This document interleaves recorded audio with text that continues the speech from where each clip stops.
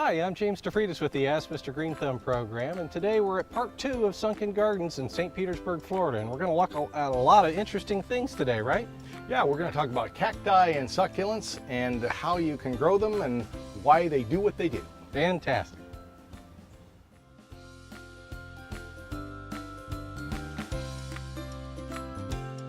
Come grow with Stan and James DeFreitas on the Ask Mr. Greenthumb show.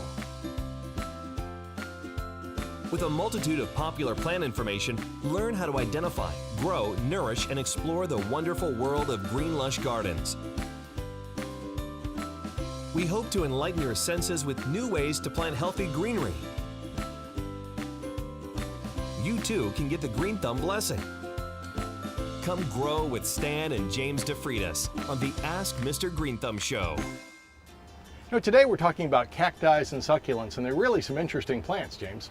They absolutely are, and one of the things I noticed here behind us is on these cacti is that the thorns seem rather muted, and you were telling me that maybe they shave some of this off because it's a public place. And yeah, I'd say Sunken Gardens being a gardens where children are in here all the time. It's a public garden owned by City of St. Pete. So being a public garden, you're always, you don't want people to get too pointed.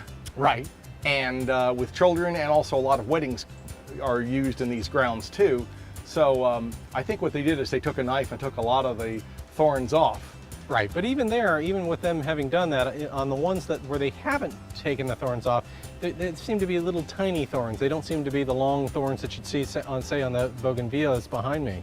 Right. Well, the cacti and succulents, especially cacti, have developed these thorns to kind of protect the leaves from some of the herbivores.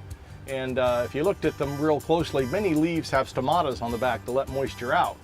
Cacti don't, and they have a very kind of a thick, milky sap too, so that it conserves. Everything's about trying to hold that moisture. That makes sense. Now, not so much in Florida, but in, you know, Arizona and Texas and New Mexico, where it's very, very dry. These plants had to adapt and figure out how do we live when we get a few inches of water a year. That makes a lot of sense. And the other thing too is it looks like these are trying to go straight up into the air here. And are they trying to get to the light, or what are they doing there? That's a good point. They're trying to get to the light. They've been here for a good long time. Right. This hedge cacti will get 25, 35 feet. So it'll go up. It's kind of competing for light, and they have it kind of in a darker corner here. Partly, I think, with the cement concrete walls to help protect it from any cool winds that we have, and also more heat is generated off the walls. Ah, that makes sense. So they're trying to keep the heat in, much like you would if you're taking care of a reptile. You'd bring in lights and stuff to try to keep the reptile warm, and looks like they've got a few reptiles in here. Yeah, they've got some gopher turtles in here, and tortoises, I should say. And the tortoises are running around having their curds and whey, eating on different things like carrots. I see some lettuce down there, so they're certainly enjoying that.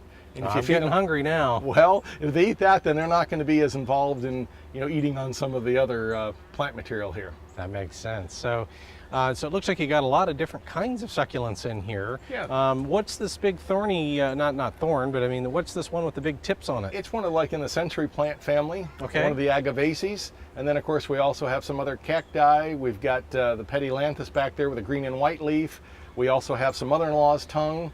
And we've also got a desert rose. We have a lot of the cacti and succulents that will do well under these kind of conditions. Cacti and succulents really are an interesting part of many landscapes, and for people who are looking for less water, less trimming, and less fertilizing, certainly cacti and succulents should be a part of their landscape.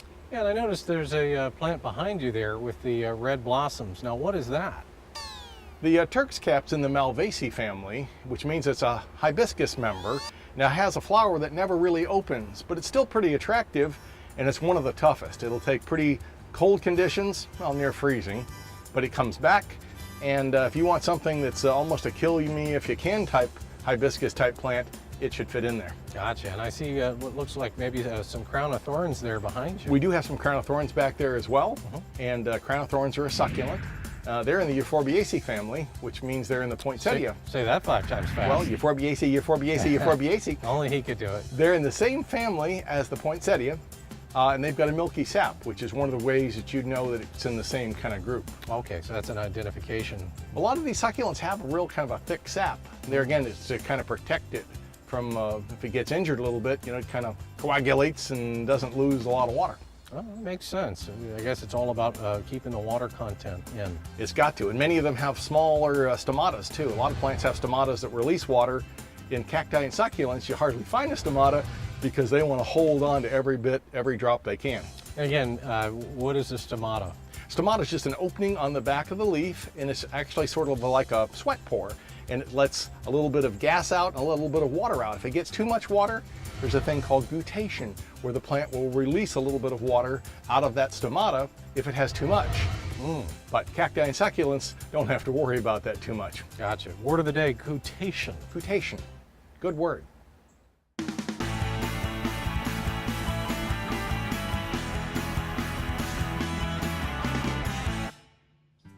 Hey Dad, it looks like we've got some bamboo behind us here, and kind of interesting because the first thing that I noticed about this plant is not what I saw, but what I heard.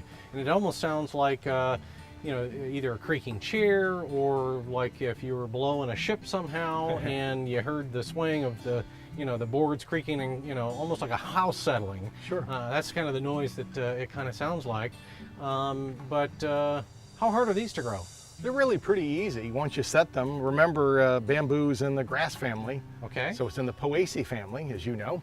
Not at all. And it also is one that's a fast grower. It's one of the fastest growing plants, and actually they've photographed it sometimes growing many inches in a day. So that's unusual. They can get up to anywhere from 100 feet tall to as little as dwarf varieties down to 4 inches tall. So that's well, we clearly don't have the dwarf variety here. This is one of the larger varieties, and normally either you want to get some of the running ones or clumping type. I'd rather get a clumper than a runner because you don't want it taking over your South 40. Okay, so when you say runner, you mean that they're going to try to go out in a more linear fashion? They'll go off in a fashion and keep on going. So horizontally, they're going to go out. And sometimes if they're in the middle of your yard, they'll send up a little spike right in there, and if you're out there barefooted, you're going to know it. It's not a good thing. Okay. So I would say clumping type for most people as opposed to runners. Right. And how big, how much screening do you need? Do you need 100 feet?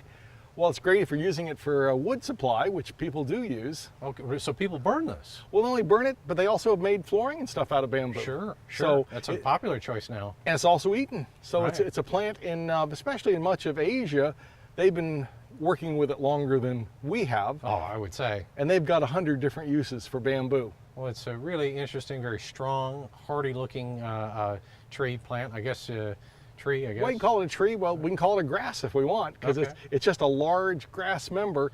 It comes up with one seed leaf, which makes it a grass member, and that makes a big distinction on where it comes from. But also, and it's usually probably from, you know, China, India, Africa, where we think of bamboo. We don't think of it so much in America, but it has become one we've gone to a lot. Sure, absolutely it has. And yeah, these have a nice kind of a greenish brown color to it.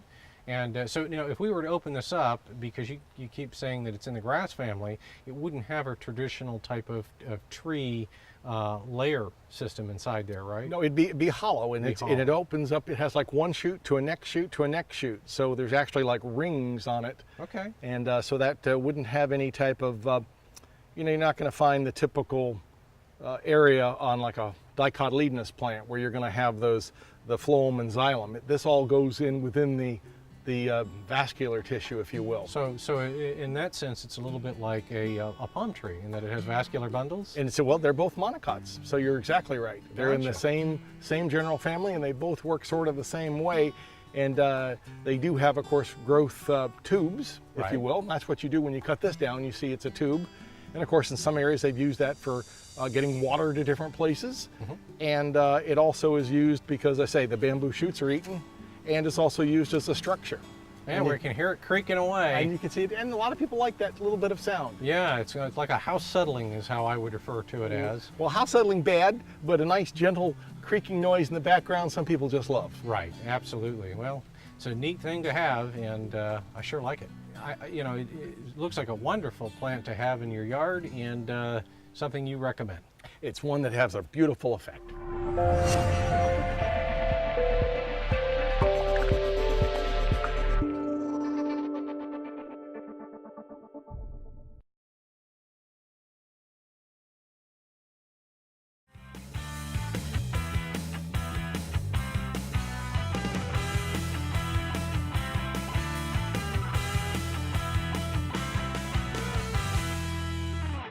And what do you call this? It's a pencil cactus, and it looks like a pencil if you use your imagination, if you will, of stem-like plant. It is one that's in the Euphorbiaceae family. Now, I don't know what that means. What UB4C what? Okay, Euphorbiaceae, it's in the poinsettia family. Okay. And if you break the leaf of this, it has a milky sap. And if you break the leaf of poinsettia, it has a milky sap. Now, they put cactus on here, and it's not a cactus at all. Gotcha. Which is a misnomer. So why do they do that? I think people, just because it doesn't have, its leaves are modified. Okay. And we think of cactus leaves being modified, being either stem-like or somewhat leaf-like, and this being somewhat pencil-like. The pencil cactus is one that does have a sap that you have to worry about. For some people, if you've got dermatitis, that sap could break you out and cause you some trouble. Gotcha. So if you break this open, it's got some sap that comes out. Is it in the same family as like the milkweed that we showed earlier? Well, milkweed's a little different, but it's also, say that Euphorbiaceae family is a huge family, or a pretty good sized family, I should say.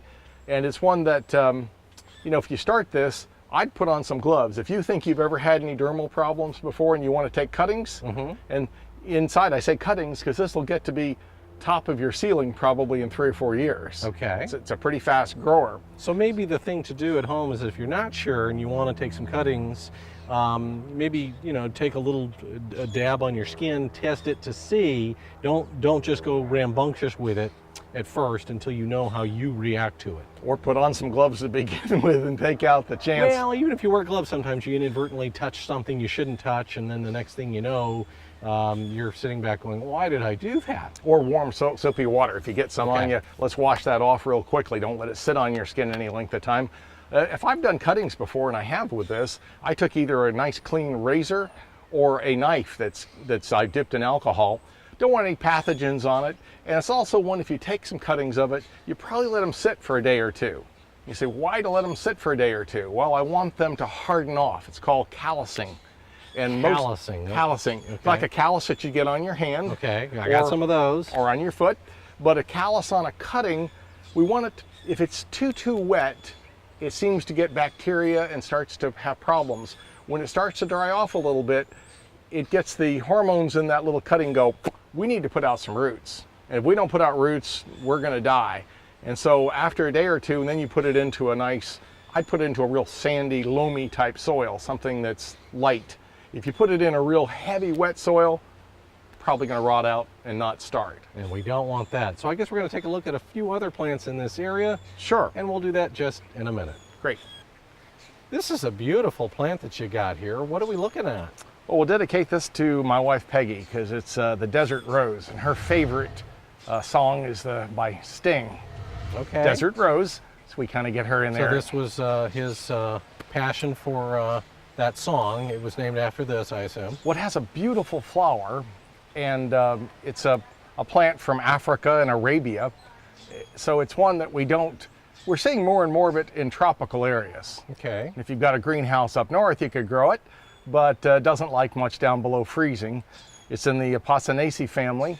And Apocinaceae family? Apocinaceae family. Okay. And it's actually probably a third cousin, twice removed, of the frangipani or plumeria. Okay, yeah, it kind of, as you would say, and from past videos that we've done, it kind of looks like a sausage. Yeah, I mean, I look at plumerias, you know, when plumerias don't have leaves or flowers, they're a sausage. Yeah, it's amazing to me that anyone buys those things, but I guess some people do. I guess a lot of people love plumerias, so I'm not attacking them, but when it looks like a stick in the ground, I'm always amazed that people want to go and buy those silly plants. Well, the thing when they have a beautiful flower, and if you go to Hawaii, of course, that's what they make the Hawaiian lei from. Sure. The Hawaiian lei from. And so it's a beautiful plant. You can see it has little rocks and stuff on the bottom here. Like a lot of the succulent types, you want to have good drainage. So sometimes people put little rocks or they put sand. Well, that probably goes for every plant, wouldn't you say, as far as having good drainage and having good holes? But especially for some of the succulents. Okay, yeah, because you don't want to ever get into a rot. Yeah, and you can always add some water. So usually you let these dry. That means probably even in a pot like this, maybe once a week, maybe once every 2 to 3 weeks that you water it. And I'm noticing something kind of unusual up here. It's almost like a little sticky thorn looking thing here. Wonder what's going on with that. That's just where leaves have been in the past. Okay. And when the leaf falls off, then Oh, so that's just a remnant of where the leaf was. exactly. Oh, So you've got well, that's interesting. new growth coming, usually on the tips or terminal growth. And often when you cut it, it'll branch, and you'll get more branches. You'll get, begets 2, begets 3, begets 4, almost like the Old Testament. You'll Sure. get a bunch of different branching. And we'll talk more about the next plants. Cool.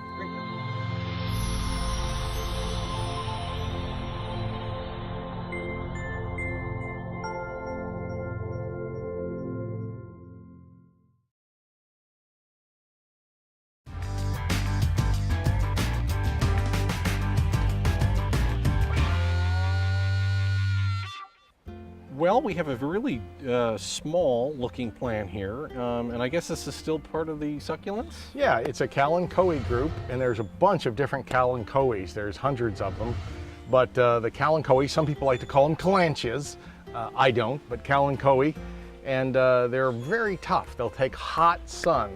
Over at the, give Disney a plug, over at the Universe of Energy, they've got all that reflective glass on one of their buildings there at the Universe of Energy. And they used kalanchoes, not this species, but a different, and got really a bunch of, to take that heat, that intense sun coming off the glass. So that's just to give you an idea. That And it's I imagine not every plant can put up with that. Oh. So and it looks like a really tough one. I mean, it's got, truthfully, it looks kind of like a stick with flowers on the top, but I must say its uniqueness makes it kind of special in that way. Well, it does, and you can see we've got one back here, and that one we'll show you. So some of them will often have flat leaves. They often have orange or red or yellow flowers, and of course the flowers will be on the terminal growth, and they've got to get certain, size, maturity before they start to flower. Well, it's just fantastic, and I think we'll mosey on and see what this place has to offer down the road. We've got some more to look at. Great. You've got a plant behind you there, and it's one that I think we're all familiar with, especially if you live in the South or you've ever had a sunburn. And what is it? It's an aloe plant, and there's a bunch of different aloes, but in general, most of the aloes will help with sunburn problems. I first learned about an aloe when I worked in a restaurant as a youngster, because they had a big one growing in the back of the kitchen. I said, what do we have that in here for? And they said, because you always get burned in the kitchen, and you just break a piece off, stick it on here, and then you can keep on going. Same thing is true for people with sunburn. I can't tell you how many times I've gone out and filleted aloe plants for you and other folks in the family who've had problems with sunburn. Absolutely. Well, it looks like it's, I guess it's also a succulent? It's also a succulent, and it's been around, there's recorded times back to the Egyptians had it. So a lot of folks have used aloe in a bunch of different ways, and it's just one that maybe everyone should have. Looks like we have a fantastic plant behind me. What is it? The sea grape. Okay, and what makes it unique? Well, the sea grape has such a beautiful large leaf. It takes salt real well, so for folks who live on the coastline and you want something that's big and tough and rough and you don't ever have to worry about, seems to never get a fungus, it seems to never have an insect problem. I hate to say never, because there's always the exception to the rule. Right. But in general, if it's a large leaf, and in some places people will kind of wash it off and actually use it as a plate, just for something different. When Okay. you say, well, you can have a paper plate or a porcelain plate, but how many people have had a leaf plate? Very few. And that's the beauty of the sea grape. It's just really salt tolerant, and there's not many plants that can have salt spray hitting them. Right. Sea grape can. And it So does. if you have a home and it's on the coast somewhere and you've got salt water, and you want something that has a big leaf that's pretty like this one, this would be an excellent choice then. Yeah, it has nice dark greens, a little bit of red sometimes on the new growth. Okay. And just the size of the leaf and the shape of the leaf is kind of unique. And for people who want something that's really different, it's a good one to have as a kind of a filler or hamburger helper plant, if you will. Very nice. Well, the one thing I also noticed too is that even though we've covered it before, we covered in a previous segment this Dutchman's pipe, I'm not sure we ever really discussed its actual flower. And I've got one here, and it's, or you've got one, I've got one say. And it's just an amazing specimen to look at. It's got a real pretty foliage. The flower opens up, and this one, of course, the wind's kind of moving around, but you can kind of see it if you use your imagination, if you will, through sight and sound. you can see that it does kind of remind you of a Dutchman's pipe. Okay. And yeah, it's got this weird looking, almost like to me this almost looks like kind of a bean shape. kind of an S shape, doesn't it? Yeah, well, yeah, I mean, it's weird. It almost looks like it's made to collect water or something. I'm not sure it actually performs that function or not, but it certainly looks like it traps air in there. Well, I'm sure, well, the butterflies that come along can get down and get their proboscis down in there and get that little food, and it's sort of an interesting plant for that respect. Has a nice little light fragrance, and not that one is overpowering, but kind of reminds you of a mottled elephant ear type thing. It's just unusual. Oh, well, elephant ear. Now that sounds pretty good. A little bit of put that in some batter and get sugar? some powdered sugar on it, and now we're talking. Yeah, you can eat almost anything. I don't think I'd be eating this, but I can tell you that the caterpillars just think it's Meals on Wheels. Now, is this poisonous? Would you not? I mean, if a dog ate it, I mean, is there a problem with it, or I mean, we got an issue, or what? I wouldn't encourage it. If you had a dog that you know that ate everything, and some dogs do. Some dogs do. I don't know if I'd put it into that group. Okay. Well, that's interesting, and we'll look at some more stuff down the road. Super.